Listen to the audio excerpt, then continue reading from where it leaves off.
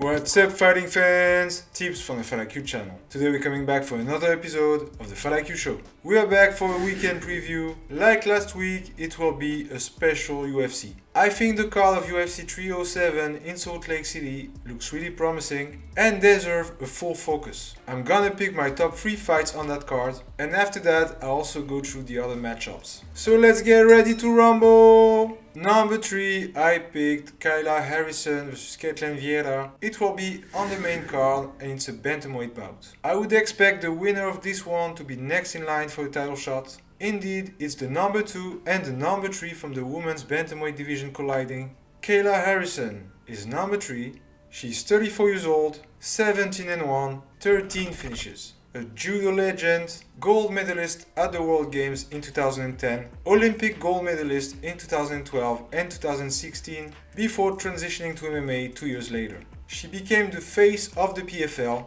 where she won the lightweight tournament in 2019, beating Larissa Pacheco twice, and in 2021, where she finished all over 4 opponents. She tasted defeat for the first and only time in her MMA career during the 2022 tournament, losing to Larissa Pacheco in the finals. She took a year off and came back in November of 2023, fighting Aspen Ladd in a catchweight fight at 150 pounds, 68 kilos, and won at the decision. She became then one of the most attractive free agents on the market and shocked the world by signing at the UFC, was neither a women's lightweight division nor featherweight division. People were doubting she could make bantamweight. It's 35 pounds and 9 kilos lighter than lightweight. She faced Holly Holm for her UFC and bantamweight debut. A tough test, for sure the best opponent she faced until now, and she showed that she was up to the task. Complete domination and a finish by rear naked choke in the second round, completely shaking the division's rankings and making a move forward in direction of a title shot. She will now face a UFC veteran at the top of the division for quite some time, Ketlen Vieira. Vieira is 33 years old, 14-3, 6 finishes. Ranked number 2 in the bantamweight division, she had her fair share of tough fights. She entered UFC in 2016 and won by a split decision in her first fight against Kelly Fasolds in October. Since then, she faced the best athletes at 135 pounds. She won over Sarah McMahon, Kat Zingano, Misha Tate and Holly Holm, but lost to Irene Aldana, Yana Santos and the current champ Raquel Pennington in January of 2023. The last time we saw her was in July of 2023. She defeated Pani Kianzad by unanimous decision, showing she was still belonging to the top 5 of this division. She should have faced Macy Chiasson last January, but had to withdraw. For her first fight in 15 months, she'll have the hard task to handle Harrison, but the reward could be worth it. About the matchup, to me, Harrison is clearly the favorite, so I agree with the odds makers. Vieira has a good boxing, but that's her ground game that's really her main strength. And I expect this ground game to be totally negated by Kayla's. Also, Vieira's inactivity is a real topic. She fought only twice in the last 2 years, while Harrison fought 3 times a year at least since 2019, except the COVID period. I think Kayla's conditioning, power and judo skills will be way too much for Ketlen, and she will finish her in the second or third round, getting a title shot next. Number 2, I picked José Aldo vs Mario Bautista. It's on the main card in the bantamweight division. A legend trying to go for last title run versus an up-and-comer on an impressive streak. I don't think I need to spend much time on who José Aldo is, so I'll be brief. He's 32-8, 16 wins by way of knockouts, former WEC featherweight champion, first UFC featherweight champion, walking Hall of Famer. He's been part of some of the most incredible fights of the featherweight division, but also from the whole organization. He fought versus Kenny Florian, Chad Mendes, Frankie Edgar, the Korean Zombie, Max Holloway, Alexander Volkanovski, etc. etc. After losing his featherweight title to Conor McGregor back in 2015 on a memorable KO, failing to recapture it twice versus Max Holloway in 2017 and losing to Volkanovski in May of 2019, he decided to go for a new challenge and move down to Bantamweight. He had 6 fights there, 3 wins and 3 losses against only top 15 athletes. He lost to Marlon Moraes, Petr Yan and Merab, and won versus Marlon Vera, Pedro Munoz and Rob Font. He decided to retire from MMA in August of 2022 after the Merab fight, but he kept active by competing 3 times in boxing in 2023. And in 2024 he made a surprise comeback, facing Jonathan Martinez at UFC 301 in Rio. And the King of Rio did it again, against the odds, against a younger and talented opponent, winning via unanimous decision, showing he was still one of the best strikers in the world at 38 years old. He announced that he was willing to go for last title run and will find another tough opponent on his road, Mario Bautista.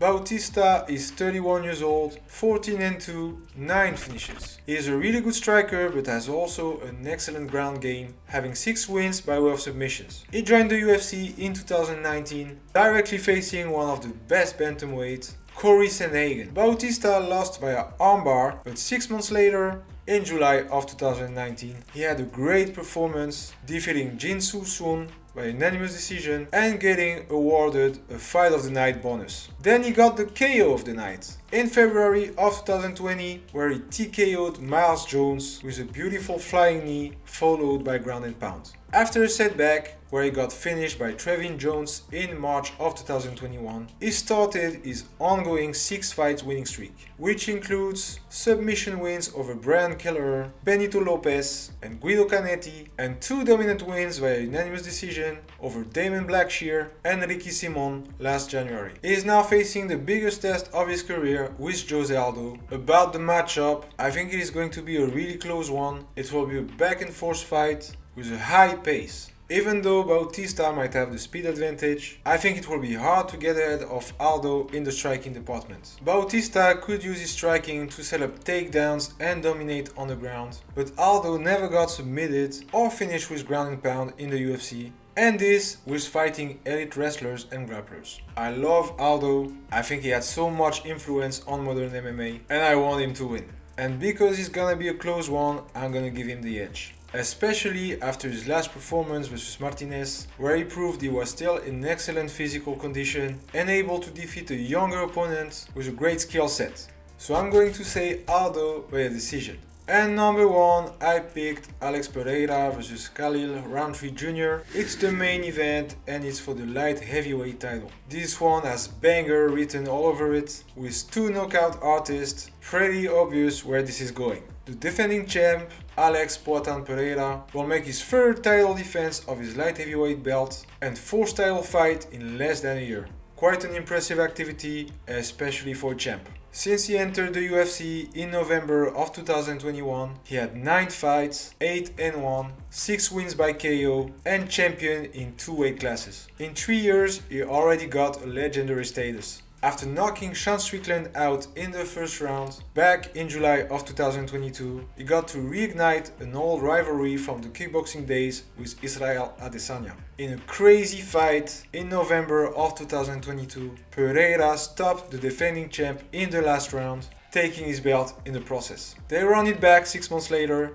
and Pereira got knocked out brutally by Adesanya in the 2nd round. That's when Poatan decided to move up to light heavyweight and initiated a title run. Split decision win over tough Jan Blachowicz in July of 2023, leading to a shot at the vacant light heavyweight title after Jamal Hill had to vacate it due to nasty injury. He faced Jiří Procházka in November of 2023 and won via TKO in the 2nd round, getting a title in the 2nd weight class. Since then, he got rid of Jamal Hill in the 1st round via TKO and Jiří Procházka a 2nd time by KO in the 2nd round last June. UFC wanted him to face an opponent that can answer his violence by even more violence, and they chose Khalil Rountree Jr. Rountree is 34 years old, 13-5, 9 wins by way of knockouts. He joined the UFC via the Ultimate Fighter Season 23, losing in the finals by unanimous decision versus Andrew Sanchez in July of 2016.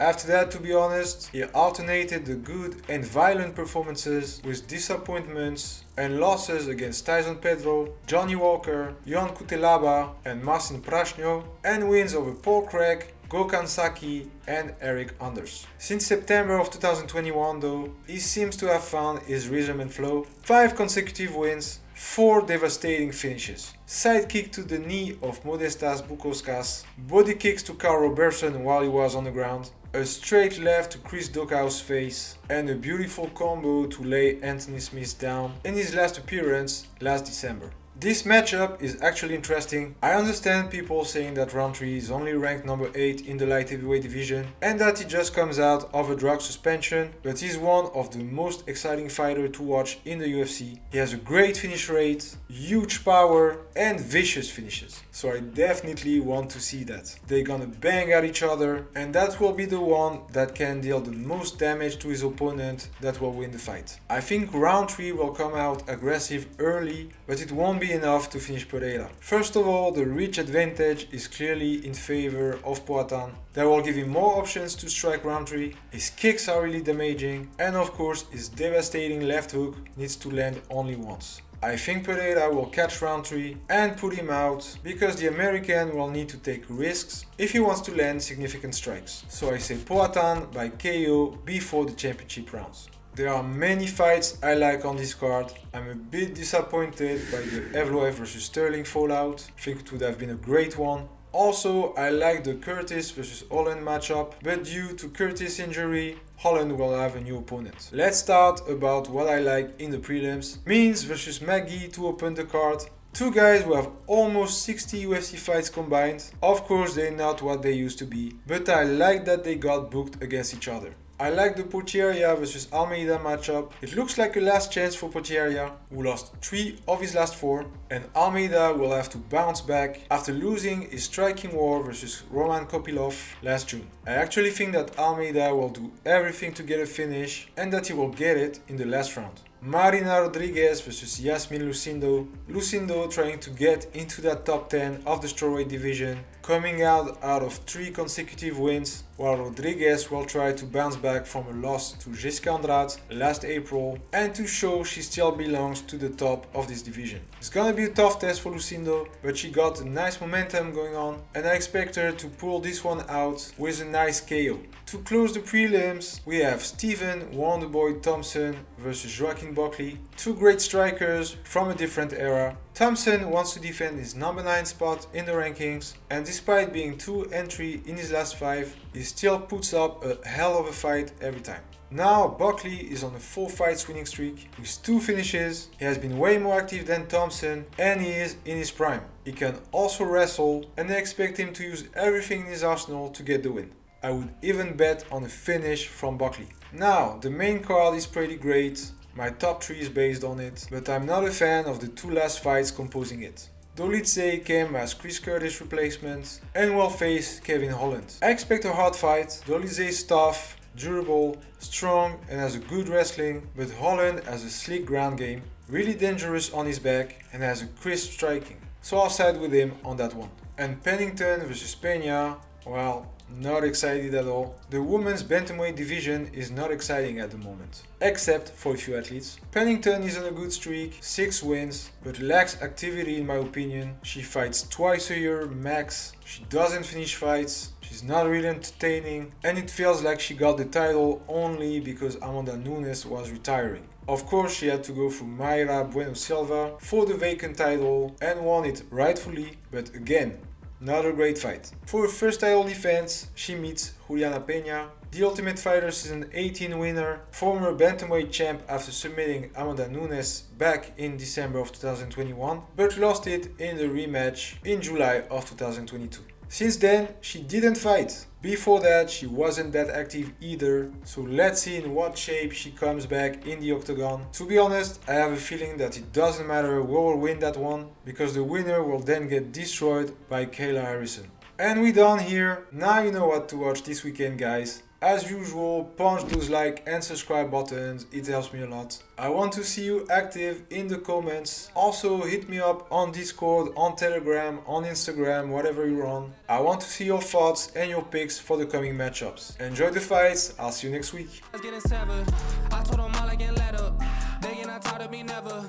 Give me a shot and I swear I shoot like Berettas. Yeah.